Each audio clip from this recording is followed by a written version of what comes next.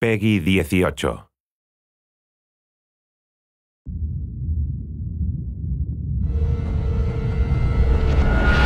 Hey everybody, Zachary Levi here in the heart of London's famous West End.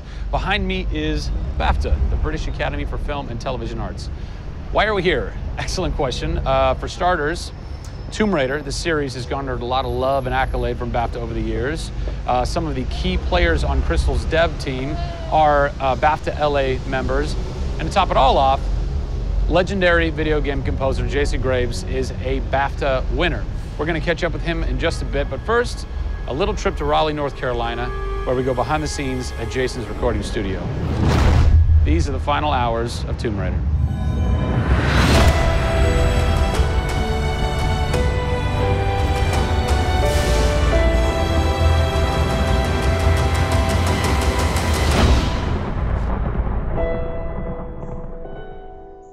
First thing we did was the theme.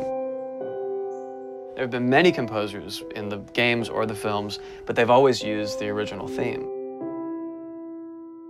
They said, we want to start with a clean slate, new theme. I did it on piano, very simple. I was really scared just to send it because I'm like, I don't know, I think this really works, I think I like it. We ended up taking that exact theme. The first demo I sent was on the first trailer. That exact same arrangement.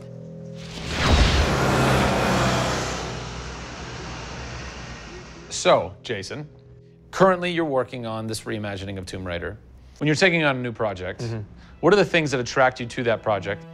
The heritage of a particular game, I think, obviously. And don't even get me started on Tomb Raider. I literally almost drove off the road. I was on the phone with the audio director. Like, oh, stoplight! And I had to pull over a little bit to not hit the car behind me. What I loved about Tomb Raider, what really drew me to the project was they had no pre-existing conditions. Because they wanted to get out of what it used to be. They wanted something new. They wanted something fresh. Jason's done hundreds of games by this point. He was an easy choice for us to go with on paper because he has such great experience. I listened through a lot of different material from a lot of different composers. I was really taken by how well he did the intimate stuff. The textures and the real, intimate and vulnerable bits that we needed to highlight in the game were a great match for us. What is square one for you when you start wrapping your head around it going, this is where I feel like this world is going to exist? Main theme, call me old-fashioned. Then it was a matter of finding out what kind of percussion would work. And always going back to the melody and the theme, because that's kind of the heart of the game. The most signature thing that we need to get right is Lara's theme. One of our big goals was that it can be used in any emotional context. What does it sound like? High action.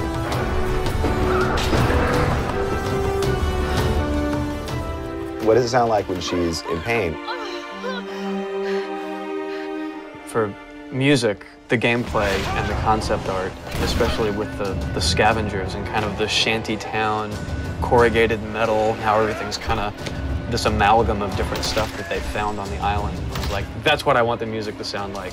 The bad guys are playing the music now. Alex said something like, it'd be really cool to have something, chains on a metal board or like you're banging a metal fence. 2 weeks later, Jason calls me up and he's like, so this guy who's like the sculptor who lives right around the corner from me, I was talking to him about the idea of creating an instrument. And I'm like, that sounds completely insane. We have to do that. Tackling the score to one of the most iconic franchises in the world brought a unique challenge. How best to capture the emotional timbre of the characters and island in music? People, I give you the instrument.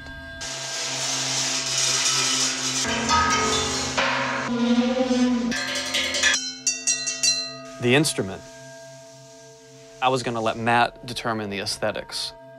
I was really only concerned about the sounds that the sculpture was gonna make. Matt built this, which looks pretty much exactly like Laura's original homemade bow in the game.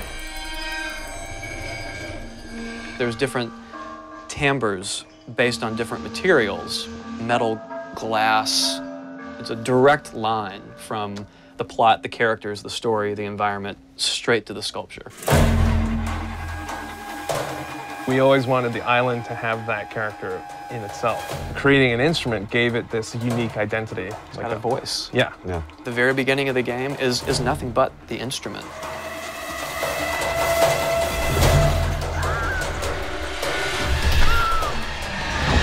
Who do you look at in video games or in film that you go, what they've done has shaped who I am and what I do for a living? They're all dead, unfortunately. What? Yeah, I know. It's classical composers. All classical? Yeah, I'm kind of going directly back to the source. Yeah. Prokofiev's, Tchaikovsky.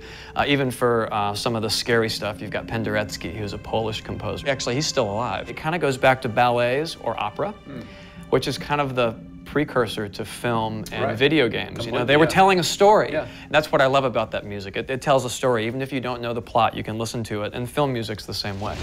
It's tough with games to do things that are subtle. You want to make Lara relatable, make her realistic. Got another one. She went down over there. Tell her story from the beginning and show how she became the superhero she becomes. One of the first things that I ask any developer is the emotion. Because to me, that's the biggest thing that music can do in a tenth of a second. The music just, it nails the emotion. Wow, that was amazing, huh? I personally don't think I've ever sounded so good in an interview before, although Jason, Jack, and Alex are audio savants, so that would make perfect sense. I cannot wait to jump into this game, not just for the amazing action, but the emotion and mood and tone that they're going to set with their incredible skill. Tune in next time for a special secret announcement that is going to change the way you play Tomb Raider forever. See you soon.